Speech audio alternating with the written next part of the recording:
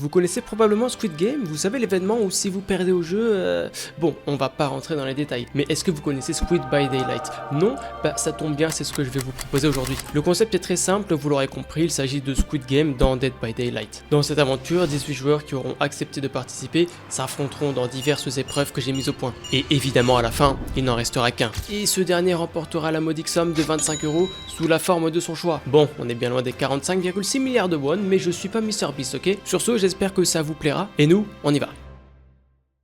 Dans cette première épreuve, rien de plus simple, un lobby de 3 joueurs ainsi qu'un chronomètre de 1 minute 30. L'objectif, faire durant ces 90 secondes le plus de points possible. Le joueur terminant avec le moins de points est éliminé. Et ça va par la même occasion nous permettre de voir quelles sont les différentes stratégies mises en place par les joueurs. Pour rappel, 6 groupes de 3 ont été formés et à l'issue de cette épreuve, c'est donc 6 d'entre eux qui devront d'ores et déjà quitter l'aventure, soit un tiers de l'effectif total. Mais alors, quelle stratégie adopte chaque joueur? Il faut noter dans un premier temps la durée significativement courte du jeu, 1 minute 30, ce qui ne laisse pas le temps de se tourner les pouces, bien au contraire. Les sources de points sont donc assez réduites, à savoir les totems qui peuvent rapporter 1500 points pour chaque purification, les coffres qui peuvent rapporter 250 points à l'unité, ainsi que les générateurs qui rapportent une quantité de points variable selon le pourcentage réparé du générateur et dépendant aussi des points faits en coopérant avec un ou plusieurs autres survivants. Et c'est là l'un des éléments clés de cette épreuve, à savoir l'alliance ou simplement la chance selon le critère auquel vous vous en remettez. La source de points la plus fiable semble être les générateurs qui rapportent indéniablement plus que les totems ou les coffres par exemple, sans omettre les QTE, 50 points pour un bon test d'habileté ou 300 points en cas de QTE excellent, soit 6 fois plus qu'un bon test d'habileté, ce qui n'est clairement pas négligeable. C'est donc vers les générateurs que les projecteurs seront orientés durant cette première épreuve, sans pour autant en oublier les décisions des joueurs. Bon, à partir de là, je pense que voir les différents joueurs réparer des générateurs en boucle, ça ne vous passionne pas plus que ça, et ça se comprend. C'est pourquoi on va directement en venir au fait, les résultats. Dans le premier groupe, les victorieux sont Jake et David, dans le deuxième Léon et Adi, dans le troisième Feng et Bill, dans le quatrième Cheryl et Lara, dans le cinquième Steve et Dwight et dans le dernier Yui et Meg, ce qui laisse place à nos 6 éliminés, à savoir Ada, Michaela, Félix, Renato, Rebecca ainsi que Nicolas. Nos participants sont donc réduits à 12 et il va être temps pour nous de passer à la deuxième épreuve. Là encore une fois, c'est pas bien compliqué. On se retrouve sur la résidence familiale de Yamaoka et ce deuxième jeu s'appelle le jeu de l'hôtel. Le but est simple, trouver un coffre, ramasser l'objet qui s'y trouve avant de le ramener au niveau de l'hôtel. Évidemment, les objets ne sont pas autorisés, mais en revanche, les offrandes le sont, ce qui laisse place à différentes stratégies. Cette fois-ci, encore par groupe de 3, répartis en 4 groupes, le dernier joueur de chaque groupe se verra éliminé. Il y a bien évidemment une part de hasard dans ce jeu, comme votre spawn, celui des autres joueurs ou celui de l'emplacement des coffres. Et vous pouvez justement essayer de tirer ça à votre avantage en utilisant les offrandes de votre choix, même si certaines sont à double tranchant, comme la pièce de monnaie brillante par exemple, qui rajoute 2 coffres sur la map. D'autres, plus malins, choisissent de faire spawn la cave au bâtiment principal ou à la cabane, ou de révéler les crochets de cette dernière afin d'avoir dès le début de la partie l'emplacement d'un coffre. D'autres préfèrent jouer l'équité en faisant spawn tous les joueurs ensemble. Et en tout cas ça va très vite. En effet, première étape, trouver un coffre, mais ce n'est pas chose aisée. Les joueurs doivent-ils se diriger vers les emplacements prédéfinis tels que la cave, sachant que d'autres essaieront tout aussi probablement, ou doivent-ils s'en remettre à la chance? Quoi qu'il en soit, certains n'ont pas le temps de se poser cette question et la chance leur sourit. D'autres en revanche, ça se passe pas comme prévu. Ok, let's go, premier joueur qualifié, et... deuxième, faut poser, let's go, ok, deuxième qualifié. Comme ici également, pour l'instant tout est très incertain pour Steve et Dwight. Aucun d'entre eux n'a décelé le moindre coffre jusqu'à ce que ça passe pour Dwight, mais attention, il n'est pas encore tiré d'affaire, il se trompe d'hôtel et tout peut se passer en un éclair. Steve à la ramasse vient à peine de trouver un coffre et pas de chance. On tient donc à l'issue de cette manche la moitié de nos joueurs pour l'étape suivante, mais il nous en reste encore 4 pour 2 éliminés. Là encore une fois ça commence sur les chapeaux de roue, 2 coffres trouvés en un clin d'œil par David et Feng, alors que Léon est complètement désemparé. Le destin semble scellé, et ça y est, c'est allé à une vitesse folle, les 2 items sont déposés au niveau de l'hôtel, le 3e coffre venait d'être trouvé au même moment. Bill, Yui et Meg seront les candidats pour cette dernière manche. Un premier coffre pour Bill qui est l'esprit tranquille, pendant que la tempête fait rage entre Meg et Yui. Rester ensemble ou se séparer, quelle sera la meilleure stratégie? Et ça y est, on a notre premier qualifié, mais tout reste encore flou.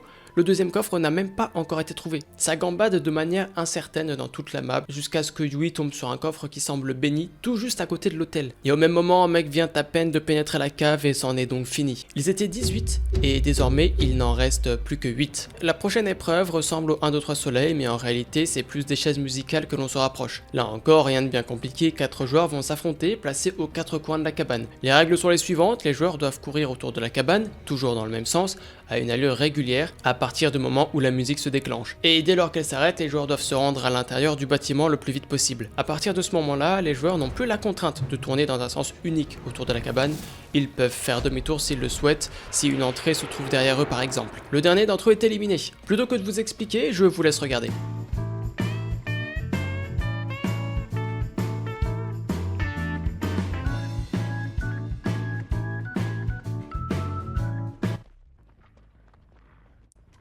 Lolo qualifié, qualifié et...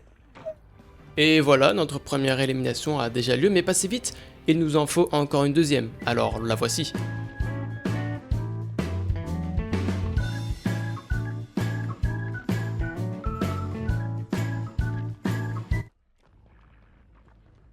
Jake qualifié, qualifié. Aïe aïe aïe aïe aïe aïe aïe. Ça allait très très vite. À l'issue de cette première manche, c'est Jake et David qui intégreront le dernier carré final pour prétendre à la victoire. Quant à nous, on passe au deuxième groupe. Let's go, c'est parti. Ça tourne, ça tourne, ça tourne.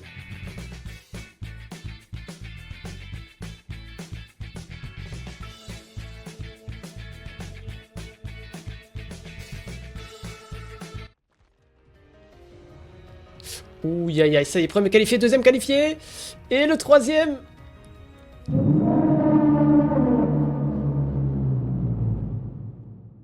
Cette fois-ci, c'est Bill qui va devoir quitter prématurément l'aventure.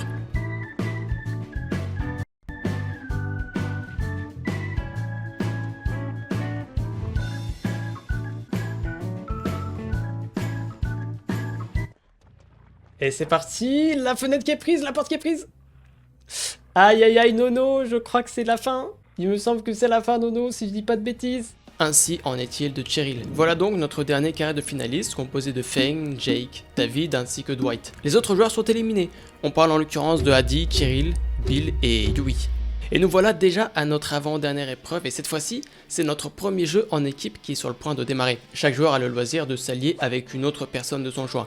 Et voilà comment ça va se passer. Les participants équipent les compétences, les objets ainsi que les add-ons de leur choix. Et à partir de cet instant, chaque équipe commence un générateur en simultané et la première d'entre elles à réussir à réparer le sien se voit qualifiée pour la finale, éliminant l'autre équipe par la même occasion. Évidemment, les meilleures compétences et add-ons sont choisis et tout se déroule très vite. Les perks suivantes sont de mise, sans surprise, montrer ce que vous savez faire, hyper concentration, déjà vu. Mais de l'autre côté, on a opté pour une stratégie différente. Pas envie, résistance, combo intéressant également. Et puis écoutez, ça va très vite et c'est bien normal. Avec quelques soucis techniques, l'équipe de Dwight et David commence avec un petit malus. Le premier générateur à tomber sera l'équipe qui accédera au 1v1 final. Et ça va très vite, il y a eu des toutes nouvelles pièces probablement qui ont été mises en place. Et là ça va très vite hein. Ça va très vite à deux, il doit y avoir du prou, il doit y avoir pas mal de choses. Écoutez, attention. Oh, le premier génie qui tombe là-bas. C'est donc Feng et Jake qui se hisseront jusqu'en finale. Et on ne perd pas de temps. Pour désigner le grand vainqueur de ce Squid by Daylight, chacun des deux joueurs restants m'affrontera en tant que tueur et celui qui tiendra le plus longtemps sera l'heureux élu. Règle très simple, une fois de plus, pas de compétences, pas d'objets. Dans un souci d'équité, les deux joueurs joueront Meg et l'identité de chacun sera révélée après les deux chases. Sur ce, je vous laisse avec ces dernières, évidemment sans juger mon niveau exécrable en tant que tueur.